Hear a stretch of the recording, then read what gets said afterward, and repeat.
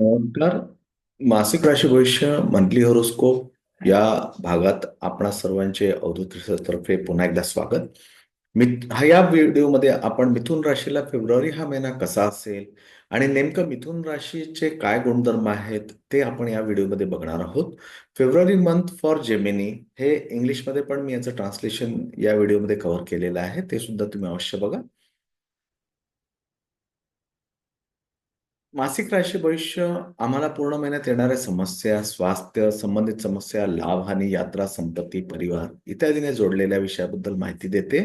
एखाद्या व्यक्तीला पुढच्या 30 दिवसांची माहिती आधीपासून झाली तर तो येणाऱ्या सर्व वाईट परिस्थितींचा आधीपासून मानसिकदृष्ट्या स्वतःला तयार करेल. सोबतच पूर्ण परिश्रमासोबत जीवनात पुढे जाण्याची आणि आपल्या कार्याला गती देण्याचा प्रयत्न करेल. चला तर आता आपण मिथुन राशी बाबत नेमकं मिथुन राशी काय आहे आणि मिथुन राशीचे फेब्रुवारी महिन्याचे भविष्य काय आहे ते आपण बघूया. मिथुन ही रास बुद्धिदाता युवराज बुध ग्रहाची रास आहे. राशी चक्रातील मिथुन ही तिसरी रास. मृग नक्षत्राचे तिसरे व चौथे चरण, आर्द्र नक्षत्र संपूर्ण आणि पुनर्वसू नक्षत्राचे तिसरे चरण मिळून मिथुन रास तयार होते.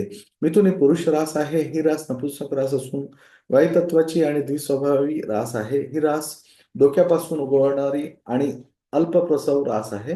मिथुन या राशीत राहू उच्च होतो तर केतू मात्र नीच होतो. ही रास अत्यंत मध्यम वर्गीयांची रास आहे. मिथुन रास सौम्य आहे, कडक नाही. या राशीकडे शौर्य तसेच धाडस मात्र अजिबात नाही. मिथुन रास शरीर प्रकृती आणि आरोग्या दृष्टीने अत्यंत मध्यम रास आहे. मिथुन ही सेवा वृत्तीची आश्रित रास आहे.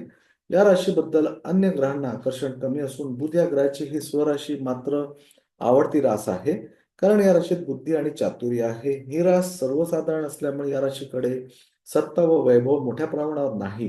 या राशीचे लोक मात्र स्वच्छ, नीटनेटके, साधी राहणी असणारी, आकर्षक व व्यवहार कुशल असतात. चेहरा सुस्वरूप असून पुरुषांना ही रास अजिबात पूरक नाही.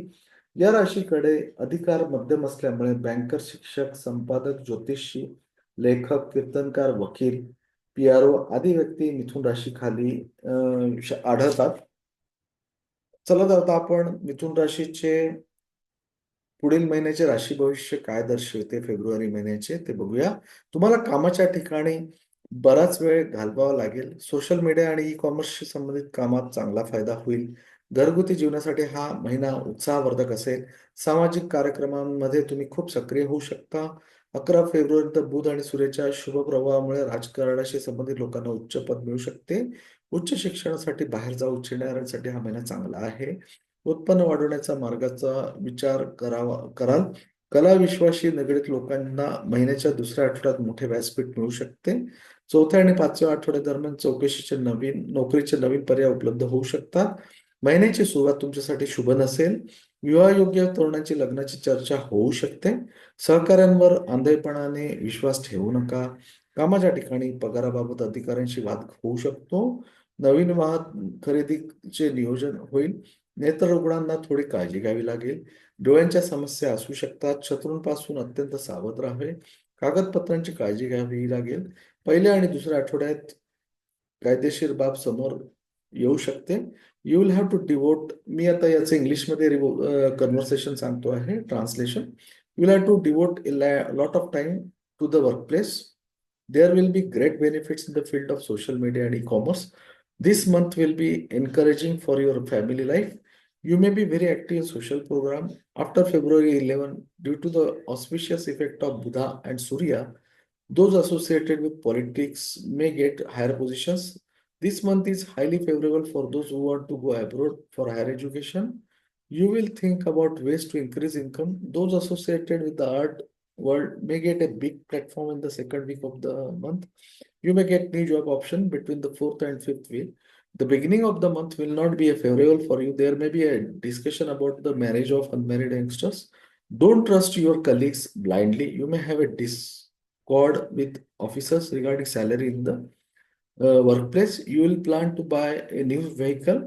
Eye participants will have, eye patients will have to take some care. You may have some eye related issues. You should be very careful of your enemies. You will have to pay attention to paperwork.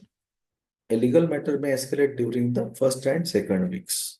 अशा पद्धतीने मिथुन राशीचे पुढील महिन्याचे म्हणजेच फेब्रुवारीचे भविष्य काय, या महिन्याचे फेब्रुवारीचे भविष्य काय दर्शवतं ते आपण बघूया. बघितले. एवढं बोलून मी माझा व्हिडिओ इथेच थांबवितो. अवधूत रिसर्च चॅनल युट्यूबवर नियमितपणे पाहिला तर मी तुमचा आभारी आहे. व्हिडिओ आवडल्यास लाईक करा, शेअर करा. नवीन सदस्यांनी माझे युट्यूब चॅनल सबस्क्राईब करावे ही विनंती. धन्यवाद. थँक्यू. थँक्यू.